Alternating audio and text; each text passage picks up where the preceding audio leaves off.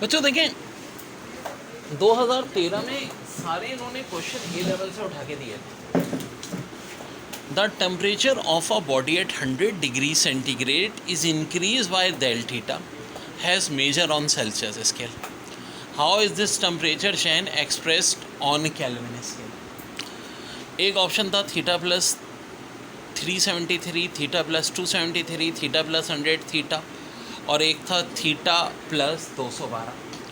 तो असल आंसर है इसका डी, डेल थीटा। यार अकल यूज़ करो। केल्विन और सेंटीग्रेड में मैंने पढ़ाते हुए भी बताया था कि फ्रीजिंग पॉइंट और बॉइलिंग पॉइंट में कितने डिवीज़न का फ़र्क है, 100 डिवीज़न। यानी एक डिवीज़न केल्विन का, एक डिवीज़न किसके बराबर होता है, सेंटीग्रेड के। तो अगर भाई 100 सेंटीग्रेड टेम्परेचर है, हमने डेल थीटा बढ़ा दिया, फ़र्ज़ करो थीटा 1 है, 100 से 101 हो जाएगा। कितना हो जाएगा, 101। तो केल्विन में भी कितने का इजाफा हुआ होगा, 101 का।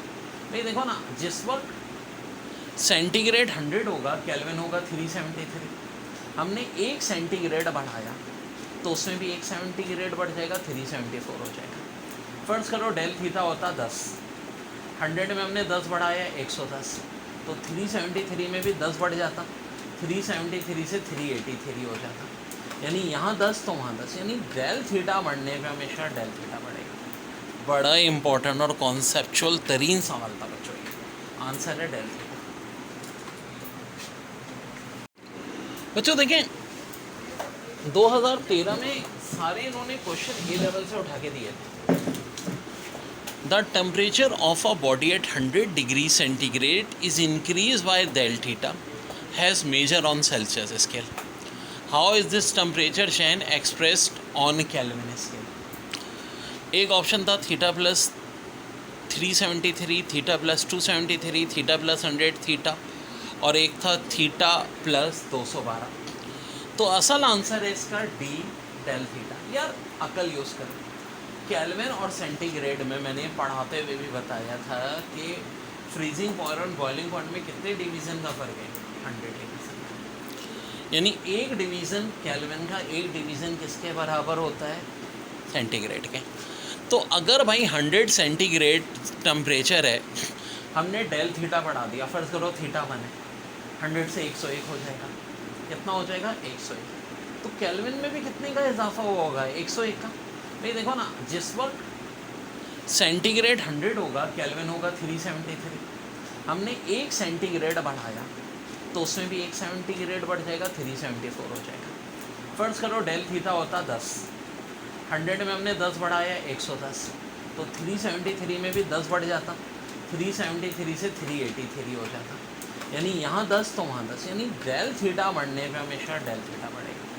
बड़ा इंपॉर्टेंट और कॉन्सेप्चुअल तरीन सवाल था बच्चों, आंसर है डेल थीटा। देखिए 2013 का एक और ये बड़ा धुआंधार सवाल है। Generator of EMF 80 volt has an internal resistance of 0.04 ohm if terminal voltage is 75 volt, determine the current। भाई ये फार्मूला होता है, ये तो आपको 80 दे दिया है, टर्मिनल वोल्टेज 75 है, इंटरनल रेजिस्टेंस 0.04 है, और करंट पूछ रहे हैं। ये 75 उधर जाके 80 में से सब्ट्रैक्ट हुआ 5, और ये 0.04 डिवाइड करे आई से। देखिए यार 5 को 4 से करते 1.25 आता, लेकिन 5 को हम 4 से नहीं 0.04 से कर रहे हैं, तो ऑफकोर्स आंसर क्या आएगा, 125 एम्पेयर। वैसे भी अगर दिमाग यूज़ करें तो 5/4 1.25 होता है, और ऐसा डिजिट 125 एक ही आ रहा है, 125 एम्पेयर। बच्चों यही हमारा आंसर हो जाएगा बेटा, ठीक है। फिर देखो टर्मिनल वोल्टेज 75 ये आ गया, EMF 80, इंटरनल रेजिस्टेंस 0.04, और आई निकल। Parallel beam of white light is incident normally on a diffraction grating.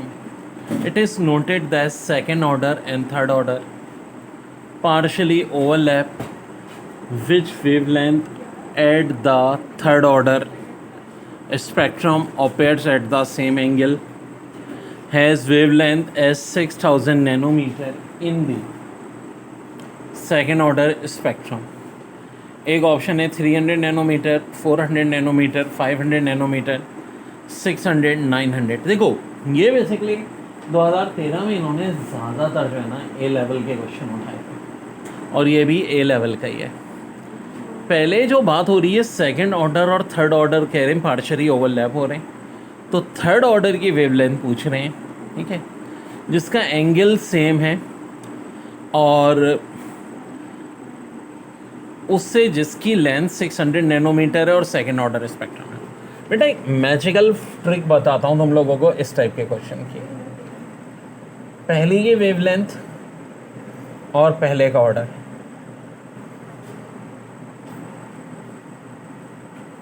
देखो D sine theta equal to M lambda से ही मैंने शॉर्ट ट्रिक बनाई है अपने खुद की। तो बच्चों m1 हमारा क्या है, सेकंड ऑर्डर, और इसकी लेंथ 600 नैनोमीटर है। यहाँ 2 आ जाएगा, यहाँ 600 आ जाएगा। m2 3 है, लैम्डा 2 चाहिए। मैथ्स के रूल कहते हैं 600 को 200 से मल्टीप्लाई करो 1200, 3 से डिवाइड करो 400, आंसर हो जाएगा 400 नैनोमीटर, यानी कि ऑप्शन नंबर बी। देखो भाई यहाँ पर बात हो रही है कि एंगल से, तो D sine theta equal to M lambda से मैंने डायरेक्ट शॉर्टकट बनाया है जब भी इस तरह का सवाल है, ठीक है। ये ट्रिक यूज है, ये इसमें ना सिर्फ मैंने सारे पास पेपर्स बल्कि बहुत सारा प्रैक्टिस मटेरियल भी है। 2013 का जो पेपर था सबसे मुश्किल था, फिज़िक्स भी, तो पूरा मैं ये आपको सब चीज़ें इसकी एक्सप्लेन कर रहा हूँ, सारे पोर्शन। फिज़िक्स में देखें, nuclear consist of 19 proton and 20 neutron, the conventional simple of the nucleus. तो ऑफ कोर्स ऑप्शन सी हो जाएगा, नंबर 19 और मास 20, तो 19 + 20 39। फिर the linear magnification produce by lens is defined as the ratio of the, तो किस चीज़ का होता है, size of the image to the size of object. फिर कह रहे हैं gamma rays can produce ionisation in which of the following ways. तो ऑप्शन ए कह रहे हैं it may loss all the energy in a single encounter with electron of an atom, यानी photoelectric effect. Option B कह रहे हैं it may loss only a part of its energy in encounter quantum effect. और option C कह रहे हैं very few of high energy gamma ray photon may impinge directly on heavy nuclei be stopped and annihilated, giving rise to electron-positron pair, the metallization of energy। तो तीनों ही बातें, answer हो जाएगा option E, 1, 2 and 3। फिर बड़ी अच्छी MCQs है, the half life of carbon 14 approximately जी हाँ 5730 होती है, while the half life of carbon 12 is essentially infinite. ज़ाहिर है कार्बन 12 की तो इनफाइनाइट है। If the ratio of carbon 14 to carbon 12 in certain sample is 25% less than normal ratio in nature, how old is the sample। तो देखो सिर्फ घुमाया है भाई। आप एक बात सुनो, 5730 वाले से कम है ना, ये 25% से भी कम है, और 5730 वाले से कम है, तो इसका मतलब एज इसकी क्या होगी, less than 5730 is your answer. Which of following statement is not consistent with Bohr's set of postulate recording the hydrogen atom model with regarding to emission absorption of light. Option A energy level of the electron are stable and discrete, नहीं जनाब। Option B an electron emit or absorb radiation only when taking transition from one energy level to an other। देखिए ये सारी statement तो सही हैं, हमें ढूंढनी है wrong statement. To jump from lower to higher energy an electron must absorb a photon of right frequency such that photon energy equal the energy difference between the two orbit। ये भी सही है भाई। To jump from higher energy to lower energy, an electron absorb photon of frequency such that photon energy is exactly the energy difference between the two orbits। well देखो ये वाली जो है ना और स्टेटमेंट डी गलत है, तो आंसर हो जाएगा डी। फिर कह रहे हैं candela is the luminous intensity in the perpendicular direction of a surface square of black body at the temperature of freezing platinum under a pressure of 10132 Newton पर स्क्वायर मीटर। तो यहाँ जो ब्लैंक थी ना वो शुरू में ही थी, और उसमें ये आंसर होगा 1/60,000, बल्कि 6 लैक्स 6 के साथ 5 जीरो है। यार कैंडेला बेसिक यूनिट है, ये उसी की डेफिनेशन है, ठीक है।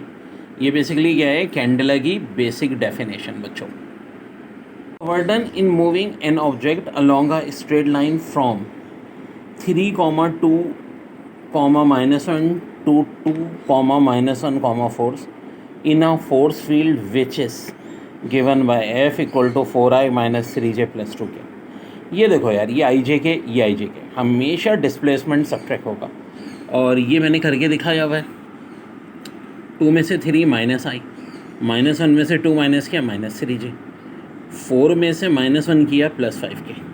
अब आई वाला आई से मल्टीप्लाई होगा, ये डिस्प्लेसमेंट -1 को 4 से करो -4, जे वाला जैसे होगा -3 को 3 से किया 9, के वाला कैसे होता है 5 2 10। अब ये 19 - 4 15 इज़ योर आंसर, ठीक है जी, एंड ऑफ कोर्स ये ऑप्शन डी। फिर कह रहे हैं a constant force acting on a body of mass 5 kg changes its speed from 2 meter per second to 7 meter per second in 10 seconds. The direction of the body remains unchanged. Find magnitude of the force. G की value 10 दी हुई है। यार देखो बात ये है कि मास 5 है, VF - VI/T, इससे एक्सेलरेशन निकलता है। VF 7 है, 7 - 2 5, ये 10 है। 5/10 तो बच्चों क्या आ गया हमारे पास, एक्सेलरेशन आ गया। फोर्स होती है मास इंटू एक्सेलरेशन। सो भाई मास यहाँ 5 है, फोर्स भी 5 है, 25/10 आंसर 2.5 न्यूटन। फिर कह रहे हैं what should the applied force applied on 10 kg so that it moves in vacuum with an acceleration of 3 metre per second square. देखो डाउनवर्ड मोशन के लिए फार्मूला होता है F = mg - a। m 10 था, g 9.8 था, a 3 था। यहाँ 6.8 को 10 से मल्टीप्लाई करो 68 न्यूटन। और मेरे भाई ये इन्होंने आंसर की में गलत दिया हुआ था, और ये NTS में बहुत होता था, हमेशा ही आंसर की में बहुत गलतियाँ करते थे, तो बच्चों का यहाँ कोई कसूर नहीं था। बहरहाल इसका actual answer 68 Newton. Submarine sends out a sonar signal sound wave in a direction directly downward. It takes 2.3 seconds for the sound wave to travel from submarine to ocean bottom and back to the submarine. How high approx from the ocean the submarine? यार बड़ा ज़बरदस्त सवाल है। Submarine ने क्या किया कि भाई एक सिग्नल भेजा डाउनवर्ड, ठीक है। अब ये गया और फिर वापस आया, टोटल इसे लगे 2.3 सेकेंड, ठीक है। स्पीड दी हुई है 1490 स्पीड की।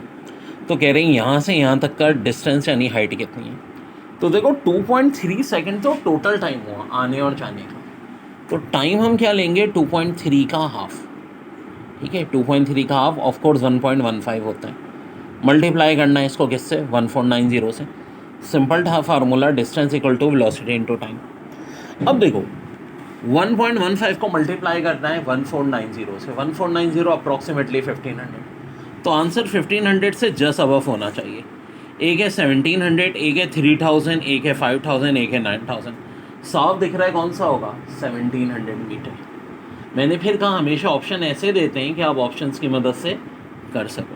ज़ाहिर ई स्टेटमेंट भी नहीं होती, सिंपल फार्मूला था distance equal to velocity into time.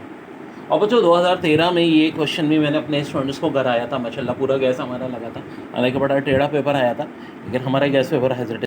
Boss of mass 6 kg slide with speed v = 4 metre per second across a frictionless floor. Class में कितनी दफ़ा कराया है, देखो जो साल मैं क्लास में कराता हूँ वही आते हैं। It x suddenly explodes into 2 pieces. One piece with mass m1 = 2 kg move in the same direction with a speed v = 8 meter per second. Find the velocity of the second piece. बुनियादी तौर पे जो system है ना वो ये है, mv=m1v1 plus m2v2। ये मास 4 दिया है, ये स्पीड 6 दी है। m1 बच्चों कितना दिया है,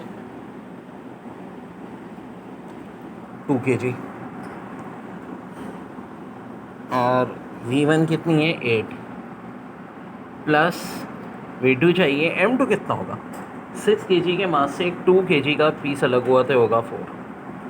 अब प्यारे प्यारे बच्चों, 4 6 24 होता है, 2 8 16 होता है, प्लस 4v, ये 16 उधर ले जाके माइनस कर लो, 8 = 4v हो गया, और v हो जाएगा 8/4 यानी कि 2। आंसर हो जाएगा 2 मीटर पर सेकेंड। ठीक है बच्चों, तो ये वाला भी हमारा सॉल्व हो गया मेरा बच्चों। Option A is your answer. 2013 का पेपर टफ तरीन था फिजिक्स का। Rotating wheel of radius 0.5 metre has angular velocity of 5 radian per second. बात हो रही है एंगुलर वेलोसिटी जिसे ओमेगा आई से ज़ाहिर करते हैं। At some instant and 10 radian per second after 5 second find the angular acceleration of point on its rim. Angular acceleration को इससे ज़ाहिर करते हैं, ओमेगा एफ माइनस ओमेगा आई अपॉन टी। ओमेगा एफ जनाब 10 दिया हुआ है, ठीक है मेरे भाई, यहाँ देखें सम इंस्टेंट और 10 रेडियन, ठीक है, और ओमेगा आई 5, टाइम भी 5, पुट कर दें 10 - 5 5 5/5, ऑफ कोर्स आंसर क्या आ जाएगा बच्चों, 1, ये वाला। फिर कह रहे हैं shoot lease gun at the rate of, ये भी क्लास में कितनी दफ़ा करवा चुका हूँ, 160 metre per second. Calculate the greater distance to it could be projected. v² g से करेंगे, v 160 है, इसका स्क्वायर g 10 दिए इनकी मेहरबानी, आंसर 2560 मीटर। फिर कह रहे हैं block of mass 50 kg is pulled on a frictionless floor by force of 210 newton directed at 30 degree to the horizontal. If the blocks move 3 metre what is the burden on it by the applied force. तो force तो 210 है भाई, ठीक है, displacement 3 metre दिया है और angle 30 है, √3/2 cos 30 ये होता है। 2 को इससे काटा 105, 300 मल्टीप्लाई करो 315, 315 मल्टीप्लाई बाय √3, ये हमारा क्या हो जाएगा बच्चों, आंसर आ जाएगा इस क्वेश्चन का। 2013 का एक और बड़ा ख़तरनाक क्वेश्चन था। In an astronomical telescope the distance between objective and eyepiece is called. तो इसको काइंडली करेक्ट कर लीजिएगा, ये होता है लेंथ ऑफ टेलीस्कोप, ठीक है, जो डिस्टेंस है between object and eyepiece. A special class of wave do not need a material medium for their propagation. तो ये क्या होंगे भाई, इलेक्ट्रोमैग्नेटिक वेव्स, ठीक है। फिर एक और बड़ा दबंग सवाल था, the internal energy of an object increase in an adiabatic process which of following must be true regarding the process. The kinetic energy of the system is changing, the potential energy of the system is changing, work is done on the system। तो भाई correct है, work is done on the system. बात हो रही है internal energy जो है किस में चेंज हो रही, इंक्रीज़ हो रही है एडियाबैटिक प्रोसेस में, तो जिसमें ज़ाहिर है क्यू सप्लाई तो नहीं है।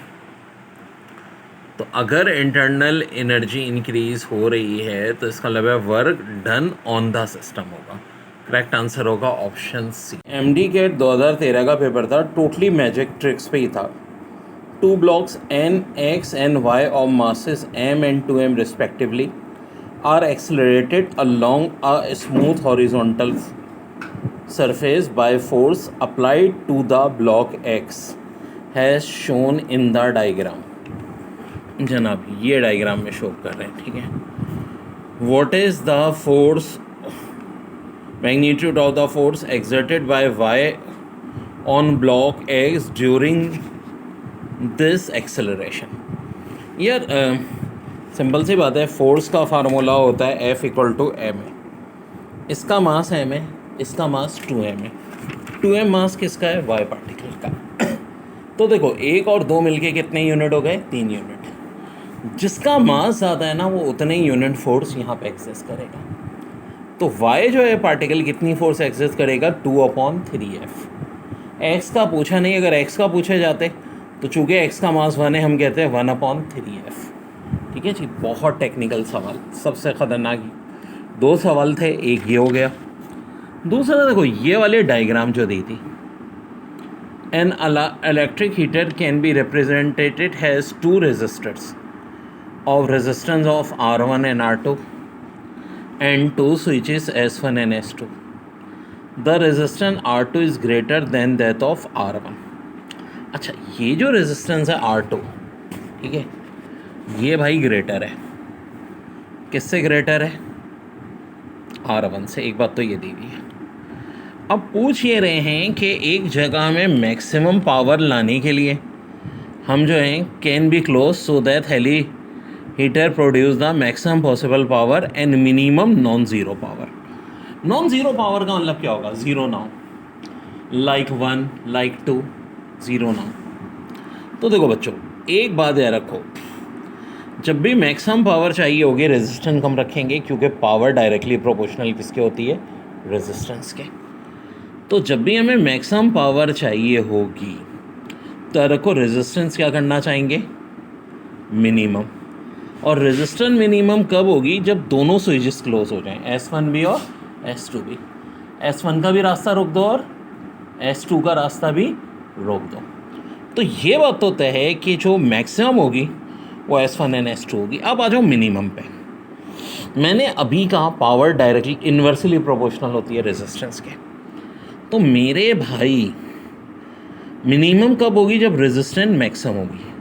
अब रेजिस्टेंस इनमें R1 R2 में से किसकी ग्रेटर है, अभी तो बताया है R2 की ग्रेटर है। तो इसका मतलब है किसको ज़ीरो होना चाहिए या मिनिमम होना चाहिए, S2 को। याद रहे मिनिमम नॉन ज़ीरो पावर की बात हो रही है, तो फिर किसको होना चाहिए, S2। तो मेरे भाई इसका आंसर हो जाएगा ऑप्शन ए। देखिए ये भी 2013 का बड़ा अच्छा सवाल है। 4 centimetre high object is located 10 centimetre from converging lens whose focal length is 20 centimetre. The image form will be, focal length 20 है, ऑब्जेक्ट डिस्टेंस 10 है। क्लास में करा चुका हूँ कि जब भी ऐसा होगा तो फोकल लेंथ जो है वो ट्वाइस द ऑब्जेक्ट के, इमेज जो आता है वो वही आता है जो फोकल लेंथ होती है, लेकिन विद नेगेटिव साइन। यानी ऑफ कोर्स क्या हो जाएगा, वर्चुअल एंड इरेक्ट, यानी ऑप्शन आ जाएगा ए एंड बी। फिर ये साल बच्चों मेरी मैजिकल ट्रिक से होगा। On ground the gravitational force on satellite is W. What is the gravitational force on the satellite when at a height r/50 where r is the radius of the earth? बेटा बड़ा ही अच्छा सवाल है। r/50, फिलहाल इसको अगर हम 100 मान लें तो 100/50 यानी कि 2। ठीक है, मेरी मैजिकल ट्रिक में मैं ये करता हूँ कि बेसिकली फार्मूला है 100 - 2n, n से मुराद ये वाली वैल्यू। तो ये 2 आ गए, 2 2 सा 4, 100 - 4 96, और अब इसको 100 से डिवाइड कर दें यानी 0.96। तो बच्चों इसका आंसर ये आ जाएगा 0.96 W। और बड़ा प्यारा सवाल है। Aircraft Concorde is moving in a horizontal plane at constant speed of 650 metre per second. Circle has radius of 80 kilometre. What is the ratio of centimetre force to the weight of the aircraft. देखो centripetal force का formula होता है mv²/r और W का formula होता है mg। ये तो कैंसिल हो जाएगा, v² और rg मल्टीप्लाई हो जाएंगे। v कितना है बच्चों, 650 है, उसका स्क्वायर ले लेंगे तो ये 4225 आ जाएगा। r कितना दिया है, 80 किलोमीटर, यानी 80 के साथ 3 0 और लगा दो। अच्छा जी, और जी है। अब ध्यान से देखो कि भाई अगर मैं इसको 4000 मान लूँ अप्रॉक्सीमेशन, तो 4000 ये बड़ा आसान हो जाएगा हमारे लिए फार्मूला। ठीक है, पूरे का पूरा ये हमारा बड़े आराम से कट जाएगा। जी भी ऊपर जाएगा, ठीक है, क्योंकि ये नीचे ना तो ऊपर चला जाएगा सबसे।